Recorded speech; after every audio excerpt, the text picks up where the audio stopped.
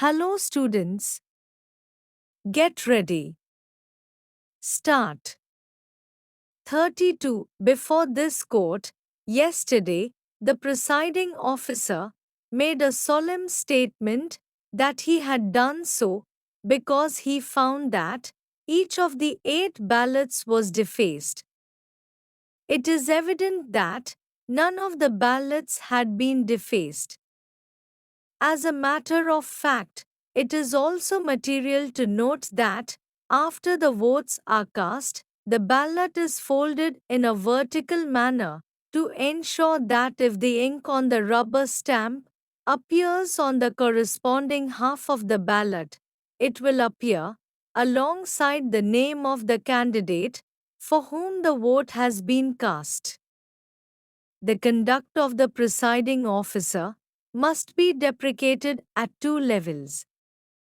Firstly, by his conduct, he has unlawfully altered the course of the mayor's election. Secondly, in making a solemn statement before this court on 19th February 2024, the presiding officer has expressed a patent falsehood despite a prior warning for which he must be held accountable. For the above reasons, we have come to the conclusion that the result, which was declared by Shri Anil Masih, the presiding officer, is plainly contrary to law and would have to be set aside.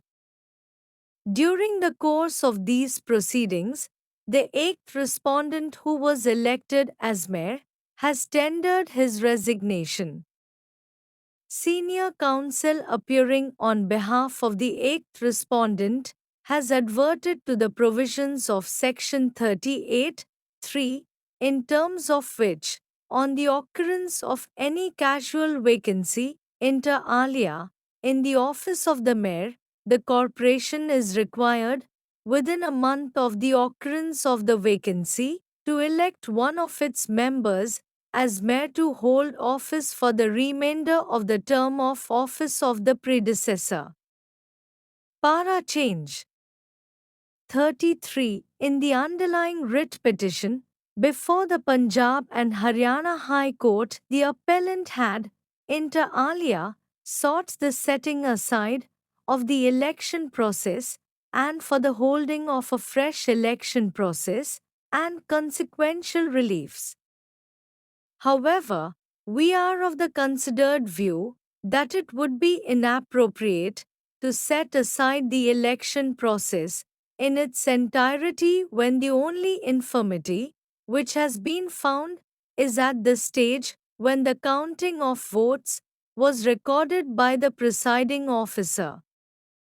Allowing the entire election process to be set aside would further compound the destruction of fundamental democratic principles which has taken place as a consequence of the conduct of the presiding officer.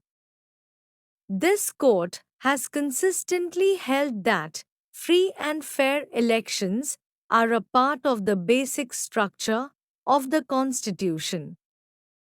We are of the considered view that in such a case, this court is duty bound, particularly in the context of its jurisdiction under Article 142 of the Constitution, to do complete justice to ensure that the process of electoral democracy is not allowed to be thwarted by such subterfuges.